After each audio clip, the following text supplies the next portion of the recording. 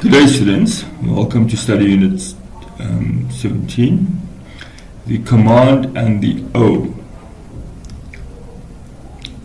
Now in Arabic, we use what is called the command verb to express a command. It's also called the imperative. An example of a command is, for example, come here. There are a couple of things to note about the command verb in Arabic. Number one, that it commonly starts with an alif. Okay. Number two, that the alif may start with a damma or kasra. It does not start with a fatha. It starts with a damma or kasra.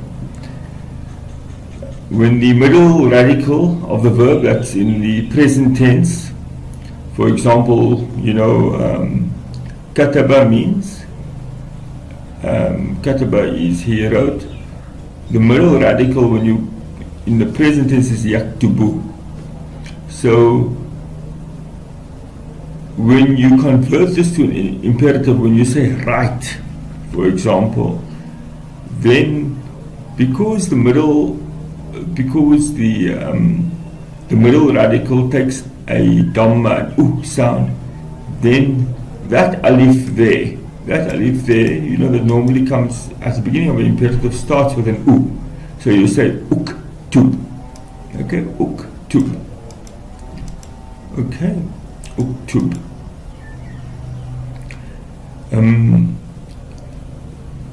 If you have a word such as dhahaba, where the middle radical starts with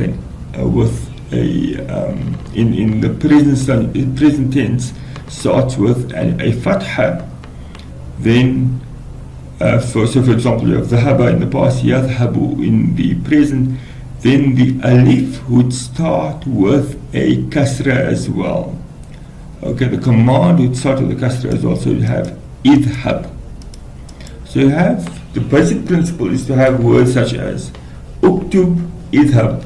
It starts with an alif, and you'll also find idrib, hit. Okay, we'll come to this just now, but the first thing to know is that the word for the normal verb in the imperative, in the command form, starts with an alif. That's the first thing. The second thing to know is that the alif can either start with a dhamma and u, or it can start with a kasra and i. And it starts with an u when the verb in the present tense normally takes a dhamma as well. So you have kataba, as I said, yaktubu. But if you have the verb in the present tense that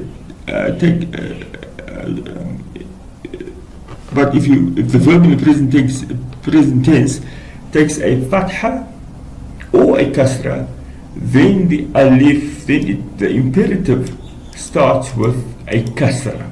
Okay, remember there's no fatha in the imperative, the way it starts. Okay, you can't say adhab, for example. It has to be idhab. And it's another example. You have daraba, and if you in the present tense it's yadribu, so it's a kasra there, and so therefore the command is idrib. Okay, that also takes a kasra. Okay, so when you command someone, you address the person directly, and so it takes the place of a second person you. For example, you normally write taktubu, you write, but that's not really a command. That means it's like you write, but if you say write, that's a command. But you're addressing the second person, you're addressing another person. You write, you mean you write.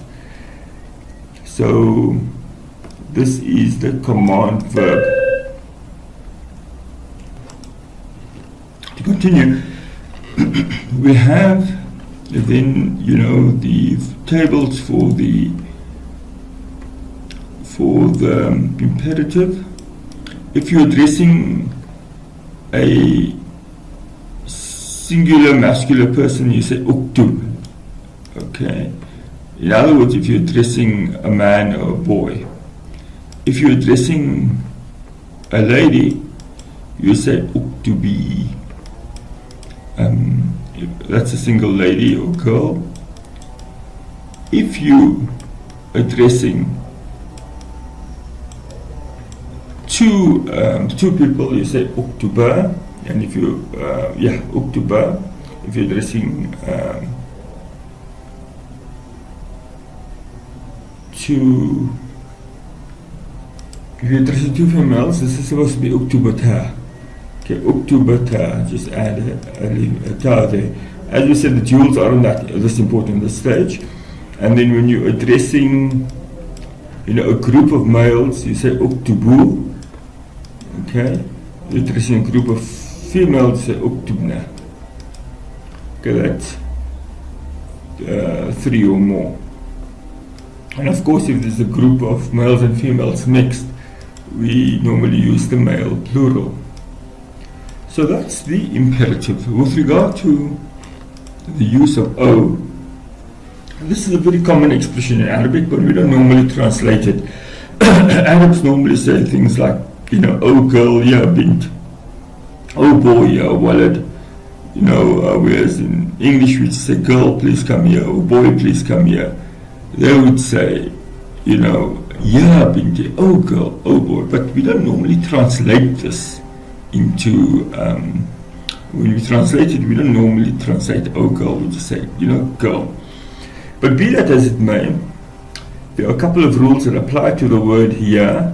So for example, if you say ya bintu, ya girl, you say ya bintu, you don't say ya bintun, even though it doesn't have an al there, you say ya bintu. The other thing is that it must be the nominative bintu, not binta or binti. So those are the rules. You can also use another word, which is ayyuha, for males, and ayyatuha for females. And an example would be ayyatuhal bint, oh girl. But here you can say, here the bint is allowed to take an al. So here you use it in conjunction with the al. And similarly you say, ayyu al walad, oh boy. And so that's it for this lesson.